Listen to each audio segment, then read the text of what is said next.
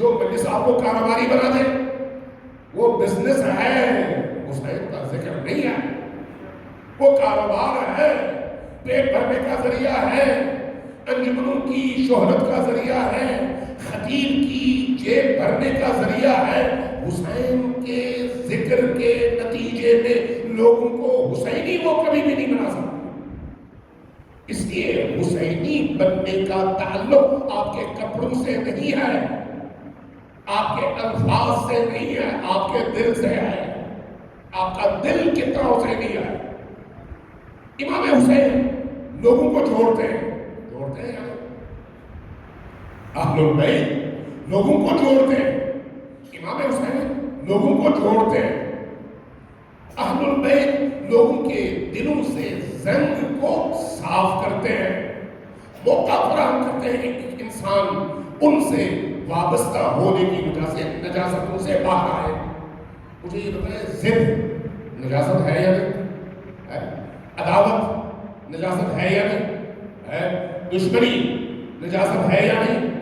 بد کلامی نجاست ہے یا نہیں؟ دوسروں کو نقصان پہنچانا نجاست ہے یا نہیں؟ حسد نجاست ہے یا نہیں؟ جھوٹ نجاست ہے یا نہیں؟ اگر یہ ساری بیماریاں عزاداری کی مجالس میں موجود ہوں تو پھر پاک کیسے ہوئے ہو؟ جبکہ وہ ہستیاں پاک ہیں۔ آپ یہ آئے تو آپ سب کو یاد ہے، انما یرید اللہ لیذھب عنکم الرجس اہل البیت ویطہرکم تطہیرا، سب کو یاد ہے نا؟ کیا مطلب ہے اس کا؟ اللہ تبارک و تعالیٰ نے ان کو نجاستوں سے پاک اور تمام نجاستوں سے دور رکھا ہے، یہی ہے مطلب۔ میرا سوال ہے، میں اگر اندر سے اتنا نجس ہوں تو ان کے قریب جا سکتا ہوں؟ کیسے جا سکتا ہوں؟ ہاں میرا بدن جا سکتا ہے لیکن میری روح کبھی بھی ان کے قریب نہیں جا سکتی، کیونکہ وہ پاکیزہ ہے۔ اللہ نے ان کو نجاستوں سے دور رکھا ہے، تو ان کے قریب جانے کے لیے شرط اول کیا ہے؟ میں خود پاکیزہ ہو جاؤں۔ میں پاکیزہ ہو جاؤں گا تو وہ ہمیں اپنے سینے سے لگا لیں گا، میں نجس ہوں گا تو ہم قریب نہیں جا سکتے۔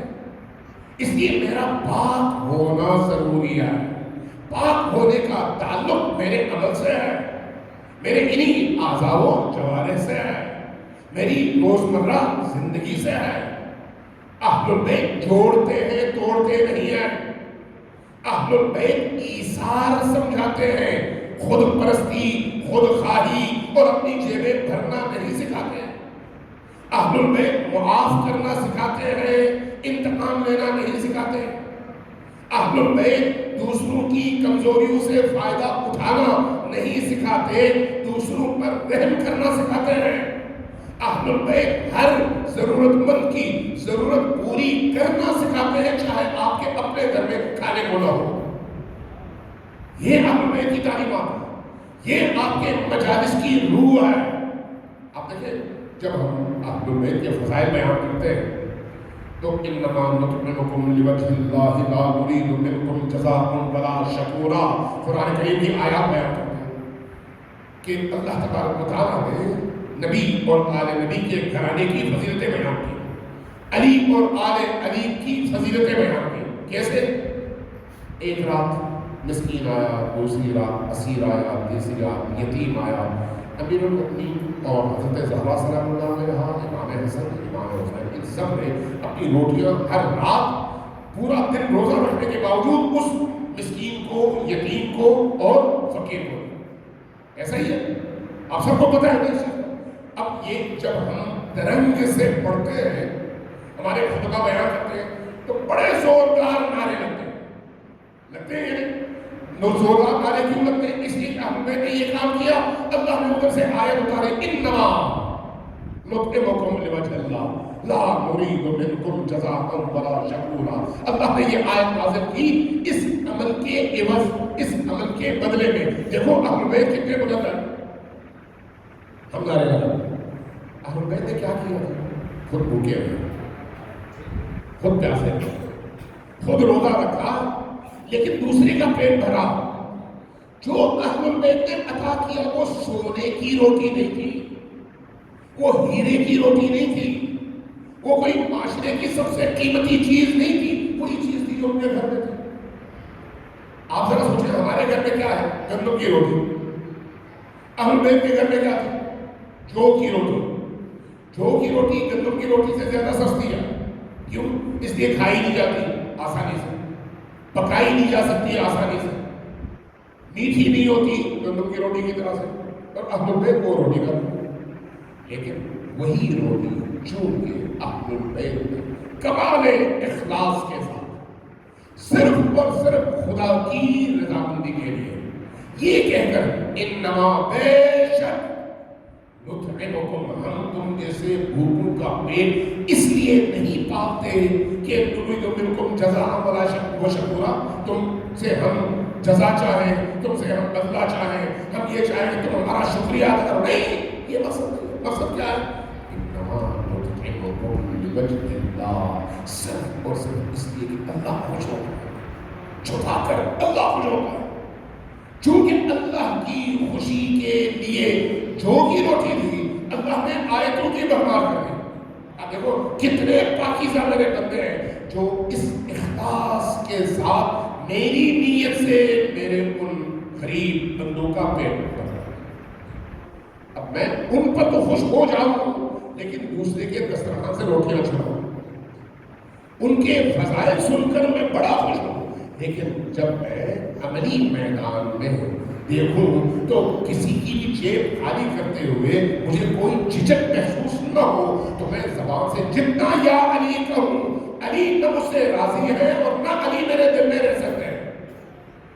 اس لیے اپنے دلوں کو پاک کریں, دلوں کو, اور دلوں کو پاک کرنے کے لیے پیسہ نہیں ضروری, دولت ضروری نہیں ہے, آپ کے بینک بیلنس کی کوئی ضرورت نہیں ہے, محلات ہونے کی ضرورت نہیں ہے. آپ جھونپڑی میں رہتے ہو, آپ کسی تھڑے میں رہتے ہو, آپ کسی فٹ پاتھ پہ سوتے ہو, اگر آپ کا دل علی کے ساتھ ہے تو آپ اس کائنات کے سب سے امیر انسان ہیں.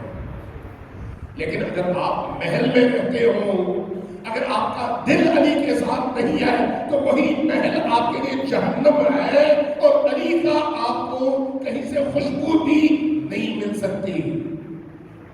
اس لیے یہ ایام دلوں کو پاکیزہ کرنے کے ایام, دلوں کو طاہر کرنے کے ایام ہیں. اخلاص کے ساتھ اگر میری پلیٹ میں 2 کھجور ہیں, ایک اٹھا کر میں کسی اور کو دے سکوں اور اس نیت سے وہ جی تو میرا چاہ رہا ہے لیکن اس کے پاس نہیں ہے اس لیے میں اس کو دے رہا ہوں, اور پھر احسان بھی نہ کروں, احسان بھی نہ کروں. یہ اخلاص کا پہلا مرحلہ ہے. امام حسین علیہ السلام کا جب میں پڑھتا ہوں اور ان کا کردار اور ان کے سیرت کے یہ روشن اور پاک پہلو دیکھتا ہوں تو واقعی ششدر رہ جاتا ہوں کہ جب آتے مدینہ میں لوگ اور لوگوں کو ضرورت ہوتی کسی بھی چیز کی پوچھتے تو امام حسین کے گھر کی طرف بھیج دیتے, اور جب وہ دستک دیتے امام حسین علیہ السلام دروازہ کھولتے, دیکھتے ضرورت مند ہے تو کہتے ٹھہر جاؤ, اندر جاتے, لے کر آتے جو بھی ان کی ضرورت تھی, نہ کرتے, جو اس کی ضرورت ہوتی وہ لے کر آتے. لیکن اب عجیب کرامت کا مظاہرہ کرتے, دروازے کے پیچھے خود چھپ جاتے, آدھا دروازہ کھولتے, صرف ہاتھ نکالتے, کہتے ہیں یہ لے لو, اور اگر کوتاہی کوئی نظر آئے تو مجھے بخش دے. خود سامنے کیوں نہ آتے؟ جب پوچھا جاتا فرماتے کہ وہ جو لینے والا ہے وہ کہیں اس احساس کمتری کا شکار نہ ہو کہ مجھ پر ایک احسان کیا جا رہا ہے, اس لیے اس کو اس شرمندگی سے بچانے کے لیے میں پیچھے چھپ جاتا ہوں تاکہ اس کی نگاہ مجھ پر نہ پڑے, تاکہ وہ شرمندگی محسوس نہ کرے لیتے ہوئے. یہ کیا ہے؟ کرامت, کرامت ہے نفس انسانی, اور اس کا انمول نمونہ آپ کو علی کے گھرانے میں ملتا ہے. اللہ تبارک و تعالیٰ سے دعا کریں کہ اللہ ہمیں اس مبارک اور مقدس مہینے میں ان ائمہ اہل البیت کے اخلاقیات سے آشنا فرمائے, اور وہ روح ہمارے اندر زندہ ہو جس کی وجہ سے ہم اہل البیت سے انشاءاللہ تعالیٰ جڑ سکیں. سلام بچے پر محمد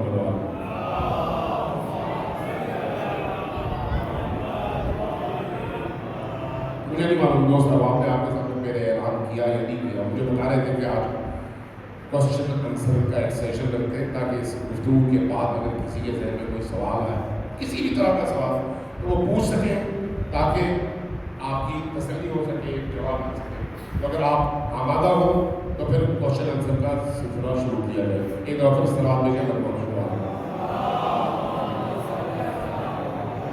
ایک سوال لے لیجیے گا, کوئی ایک سوال لے.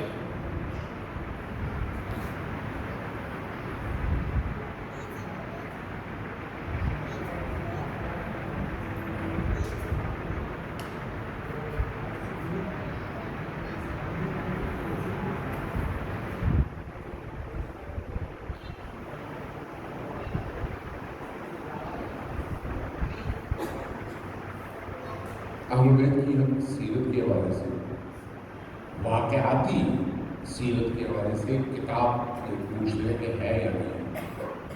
اس حوالے سے کتابیں اس وقت مارکیٹ میں بے تحاشا کتابیں ہیں. پند تعریف کے نام سے 5 جلدوں میں کتاب ہے جس میں اہل بیت اولیاء صلحاء صدیقین شہداء ان کے حوالے سے مختلف واقعات درج ہیں اور صرف واقعات ان واقعات سے ہم بہت کچھ سمجھ سکتے ہیں. اسی طرح سے آیت اللہ شہید مطہری کی بہت پرانی کوئی 70 سال پہلے لکھی گئی کتاب ہے سچی کہانیاں جس کا اصل نام داستان راستان ہے. اس میں بہت سارے ایسے واقعات موجود ہیں جو اہل بیت علیہ السلام کی عملی سیرت کو سمجھنے کے حوالے سے بڑے سادہ اور عام فہم انداز میں بیان کیے گئے ہیں. اسی طرح سے اور بہت ساری آپ جب کسی کتاب فروش کے پاس جائیں گے اور ان سے پوچھیں گے کہ اہل بیت کی سیرت کے حوالے سے کہانی اور قصوں اور داستانوں کی صورت میں کوئی کتاب ہے تو وہ آپ کو 10 مختلف کتابیں نکال کر دے دیں گے. ان میں سے پھر آپ اپنے ذوق کے مطابق پسند کر سکتے ہیں. آسان تھا لیکن اس سے تھوڑا سا ہمیں آگے بڑھنا چاہیے. قرآن پڑھو. قرآن کریم ہماری ہدایت کے لیے اتری ہوئی کتاب ہے. قرآن جنتر منتر نہیں ہے, عملی کتاب ہے. اس لیے جب آپ گھر جائیں تو قرآن پڑھیں. قرآن کم از کم بھی ایک بار تو پڑھیں, کم از کم. لیکن جب پڑھیں تو ایک ایک آیت کے ترجمے پر غور کریں. یہ آیت مجھ سے کیا کہہ رہی ہے؟ چونکہ قرآن کا مخاطب رسول کریم نہیں ہے, ہم ہیں. وہ ذریعہ ہے ہم تک پہنچانے کا. قرآن اترا ان پر ہے لیکن ہمارے لیے ہے. اور آج میں اگر اللہ سے کلام کرنا چاہوں, پوچھنا چاہوں, سمجھنا چاہوں کہ اللہ مجھ سے کیا چاہتا ہے تو قرآن سے زیادہ نورانی کتاب اس روئے زمین پر کوئی نہیں ہے. سروات جنت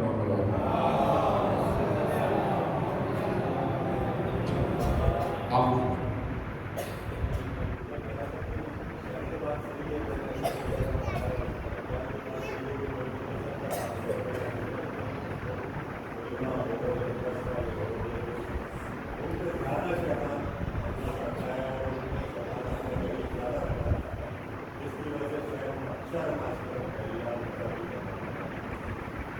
سوال آپ تک پہنچ گیا ہوگا کہ بعض اوقات کہا جاتا ہے کہ وہ لوگ جو دین کی خدمت کے نام پر معاشرے میں کام کر رہے ہوتے ہیں شیطان کا زیادہ نشانہ ہوتے ہیں اور نتیجتاً دین کی خدمت کی بجائے شر معاشرے میں زیادہ پھیل جاتا ہے.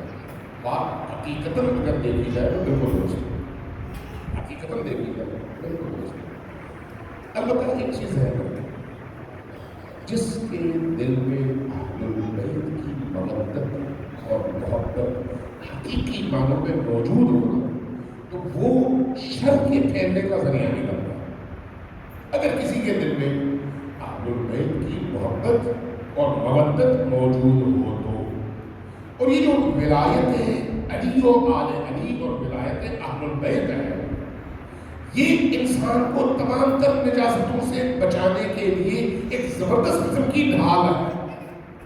زبردست. جن میں یہ ولایت نہیں ہے وہ چاہے کچھ بھی کر لیں, کچھ بھی کر لیں, نجات کے ساحل تک کبھی نہیں پہنچ سکتے. نجات تک پہنچنے کا رستہ ولایت علی ہے. یہ ہمیشہ ذہن میں اس بات کو بٹھا لیں, علی کی ولایت کے بغیر نہ نبی تک پہنچا جا سکتا ہے نہ نبی کے بھیجنے والے اللہ تک پہنچا جا سکتا ہے. رستہ یہ ہے اہل البیت، نبی کریم، پھر اللہ، یہ طریق ہے۔ اس طریق میں اہل البیت کو چھوڑ کر، نبی کریم کو چھوڑ کر اگر کوئی شخص اللہ تک پہنچنا چاہے تو ممکن نہیں ہے۔ ابلیس کی مثال آپ کے سامنے، ابلیس نے اللہ کی بارگاہ میں اپنی پیدائش سے لے کر اس وقت تک جب تک اللہ نے اس کو اپنے نبی کے سامنے یعنی اپنے انسان کے سامنے جھکنے کا حکم دیا، اس وقت تک وہ مسلسل عبادتیں کرتا رہا۔ امیر المومنین علی بن ابی طالب علیہ السلام نے نشر البلاغہ میں اس کو بیان فرمایا کہ شیطان نے اللہ کی عبادت 6000 سال تک کی ہے۔ کتنے؟ 6000 سال۔ آگے فرمایا یہ 6000 سال آیا اس دنیا کے ہیں یا اس دنیا کے، یہ ابھی راز ہے۔ یہ امیر المومنین فرماتے ہیں کہ یہ راز ہے، لوگوں کو نہیں پتا کہ اس دنیا کے 6000 سال ہیں یا اس دنیا کے۔ کیوں؟ اس لیے کہ اس دنیا کا ایک دن قرآن کریم میں اس دنیا کے 50,000 سالوں کے برابر ہے۔ اس دنیا کا ایک دن، لہذا یہاں پر انسان 50,000 سال عبادت کرے، وہاں کے ایک دن کے برابر ہے۔ اس بنیاد پر وہ ابلیس جس نے اللہ کے سامنے 6000 سال عبادت کی، انکار کس چیز کا کیا؟ انسان کا۔ وہ کون سا انسان ہے؟ میں اور آپ نہیں، اللہ کا برگزیدہ ہے انسان، جس کو اللہ نے منتخب کیا۔ اللہ نے منتخب کیا، فرمایا کہ شیطان ان کے سامنے سر جھکاؤ، اس نے سر جھکانے سے انکار کیا۔ کیا کہا؟ کیا یہ کہا کہ یا اللہ میں تجھے نہیں مانتا؟ نہیں، اس نے یہ بھی نہیں کہا۔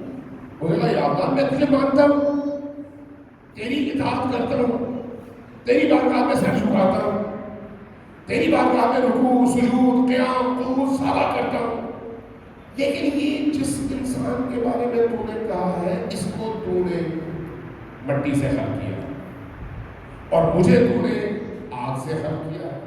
خلقتنی من نار خلقتہ من طین، اس کو تو نے مٹی سے خلق کیا اور مجھے آگ سے۔ آگ مٹی سے افضل ہے، اس لیے میں تو اس سے افضل ہوں۔ جب میں اس سے افضل ہوں تو میں کیوں اس کے سامنے جھکوں؟ اس کے سامنے نہیں جھکتا، تیرے سامنے جھکوں گا۔ تو آج کا مولوی کیا کرتا ہے؟ کہتا ہم اللہ کے سامنے جھکتے ہیں، کافی ہے، کسی اور کی ضرورت نہیں ہے، مکمل طور پر ابلیس کے پیکر میں ڈھل جاتا ہے۔ اس لیے یہ یاد رکھیے، اللہ تک پہنچنے کا رستہ محمد و علی اور آل علی ہے۔ اگر کسی کے دل میں ولایت علی ہے تو وہ اللہ تک پہنچ سکتا ہے۔ اعمال کی کمزوریوں کا ازالہ ہو سکتا ہے، ولایت کے فقدان کا ازالہ نہیں ہو سکتا۔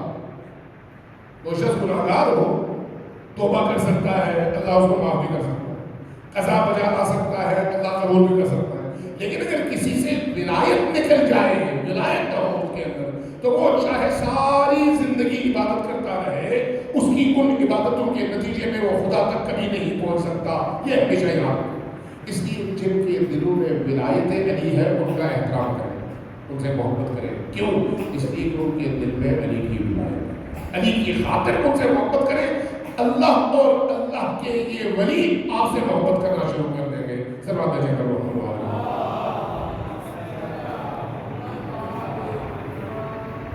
کوئی اور سوال تو نہیں ہے؟ جی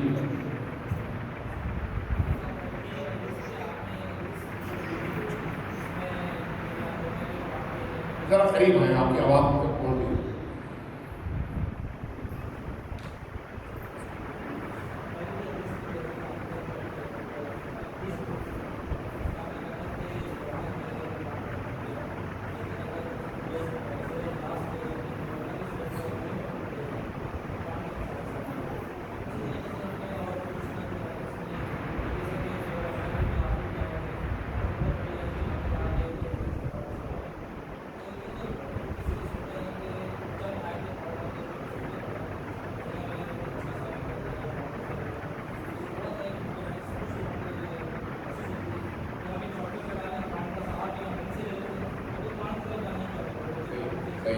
بالکل صحیح، بڑا خوبصورت اور جاندار سوال ہے کہ اس طرح کی روایات ہیں جیسے سورہ اخلاص کے حوالے سے ہے، آیت الکرسی کے حوالے سے ہے، سورہ بقرہ کی بعض آخری آیات کے حوالے سے ہے کہ ان آیتوں کو پڑھنے کا کتنا ثواب ہے. تو مثلا بعض آیات کے حوالے سے کہ حج کا ثواب مل جاتا ہے. تو بعض لوگ کاروباری ذہن کے لوگ ہوتے ہیں، تو کاروباری ذہن والے لوگ پھر کہتے ہیں اچھا تو جب یہ ہے تو پھر میں وہی ایک آیت پڑھ لوں کافی، تو باقی قرآن پڑھنے کی ضرورت کیا ہے، تو مجھے ثواب تو مل رہا ہے. تو اس کا مطلب ہے وہ کافی پرچون فروش ہے، پرچون کے کاروبار جن کو 2 4 5 پیسے مل جائیں تو خوش ہو جاتے ہیں کہ بھائی میں نے کما لیا. جو فیکٹری والا ہوتا ہے وہ پرچون والے کی طرح سے نہیں سوچتا، جو پرچون والا ہوتا ہے وہ فیکٹری والے کی طرح سے سوچ نہیں سکتا.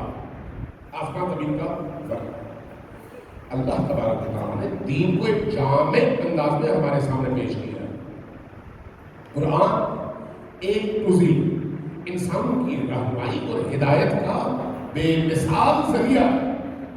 اس لیے قرآنی آیات انسان کے باطن کی تطہیر کا سب سے بڑا ذریعہ. لہذا یہ چیزیں وہ ہیں جو انسان کو چیک لگانے کا سبب ہے کہ تمہیں ثواب ملے گا، کرو یہ کام ضرور کرو. لیکن اس کا مطلب کبھی بھی یہ نہیں ہے کہ شارٹ کٹ لگاؤ اور باقیوں سے محروم ہو جاؤ. مثلا امام حسین علیہ السلام کی زیارت ہماری احادیث میں ہے کہ اگر ایک شخص زیارت امام حسین کرتا ہے تو اس کو ایک حج مقبول کا ثواب ملتا ہے. ٹھیک ہے، ثواب ملتا ہے، کوئی شک نہیں ہے اس میں. دوسری طرف دوسری روایت کیا ہے کہ اگر کوئی شخص اپنی ماں کے چہرے کی طرف محبت بھری ایک نگاہ ڈالے تو اس کو ایک قبول شدہ حج کا ثواب ملتا ہے. اب میں صبح سے شام تک اپنے ماں کے چہرے کی طرف 10 دفعہ دیکھوں تو 10 حج کا ثواب مجھے ملا. یہ حدیث ہے، میں اپنی طرف سے نہیں کہتا اور حقیقت بھی ہے، اس میں کوئی شک نہیں. تو کیا اس کا مطلب یہ ہے کہ میں امام حسین کو چھوڑ دوں مجھے تو ثواب مل گیا؟ نہیں، اس کا اپنا مقام ہے اور اس کا اپنا مقام ہے. اب اگر مجھے اپنی ماں کے چہرے کی طرف دیکھنے کے نتیجے میں روز 50 بار 50 قبول شدہ حج کا ثواب مل سکتا ہے اور امام حسین کی زیارت کے نتیجے میں مجھے اتنی قبول شدہ حجوں کا ثواب مل سکتا ہے، تو میں پھر مکہ جا کے کیا کروں؟ نہیں جاتا؟ نہیں، اس کا اپنا مقام ہے، وہ بھی میں نے ہر صورت میں انجام دینا ہے. یہ نہیں ہو سکتا کہ آپ اس ہاتھ کی تربیت کریں باقی بدن کو چھوڑ دیں. آپ جب تربیت کریں گے نشو و نما ہوگی تو پورے باڈی کی ہوگی. ایک حصے کی نشو و نما ہو اور باقی حصوں کی نشو و نما نہ ہو تو پھر آپ ایک عجوبہ بن جائیں گے. فرض کریں کسی کا ایک کام بڑھنا شروع ہو گیا باقی بدن اپنی جگہ رکا ہوا ہے، وہ چند دنوں میں عجیب و غریب خلقت اختیار کرے. کسی کی صرف ناک بڑھنی شروع ہو جائے باقی بدن اسی طرح سے ہو وہ جھوکر لگے گا. کسی کی ایک ٹانگ بڑھ جائے باقی بدن اپنی جگہ رکا ہوا ہو تو وہ شخص چلنے سے قاصر ہوگا. دین بھی اسی طرح سے ہے. دین کی تمام چیزوں کو جامع انداز میں لے کر چلنے کی ضرورت ہے. ایک کی خاطر دوسرے کو چھوڑا نہیں جا سکتا. سب کو ساتھ لے کر چلیں گے تو ہمارا دین مکمل بھی ہوگا اور ہماری جو تربیت ہے وہ تربیت بھی مکمل ہوگی. سب آپ دیکھیں گا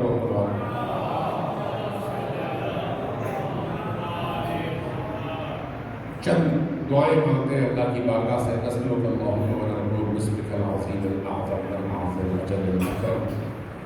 اونچی آواز سے سب مل کر 10 بار اللہ کو اللہ کے اس کے جلالہ کے ذریعے سے پکاریں. یا اللہ یا اللہ یا اللہ یا اللہ یا اللہ یا اللہ یا اللہ یا اللہ یا اللہ یا اللہ یا رحمان یا رحیم یا مقلب القلوب ثبت قلوبنا علی دینک. خدایا ہماری اس قریب عبادت کو اپنی عظیم بارگاہ میں قبول فرما. آمین کی آواز ہمیشہ اونچی رکھیں. خدایا ہمارے تمام گناہوں کو معاف فرما. اللہ ہمارے روزوں کو قبول فرما. اللہ ہماری تلاوتوں کو قبول فرما. اللہ ہمارے روزوں اور تلاوتوں کے ذریعے سے ہماری روح کو نورانی فرما. اللہ ہمیں تمام گناہوں سے خود کو بچانے کی توفیق عطا فرما. اللہ ہمارے جتنے بھی مرحومین دنیا سے گزر چکے ہیں ان سب پر اپنی رحمتیں نازل فرما. اللہ ہمارے عزیز اقارب والدین بہن بھائی پھوپھیاں جتنے بھی ہمارے رشتہ دار ہیں جو دنیا سے گزر چکے ان سب کو معاف فرما، ان کے برزخ کی زندگی کو آسان فرما، ان کی برزخ کی مشکلات کو دور فرما۔ خدایا جتنے بھی ہمارے شہداء ہیں اور تیرے پاک باز مومن ہیں، بندے ہیں، تیرے مظلوم بندے ہیں، دنیا سے گزر چکے ہیں اور ان کے لیے دعا مانگنے والا کوئی نہیں ہے، ان سب پر اپنی رحمتیں نازل فرما۔ خدایا ہم سب کو علی والا بن کر جینا نصیب فرما، علی والا بن کر مرنا نصیب فرما، مرنے سے پہلے علی کی امامت و ولایت کے سائے میں موت کو ہمارے لیے مقدر فرما۔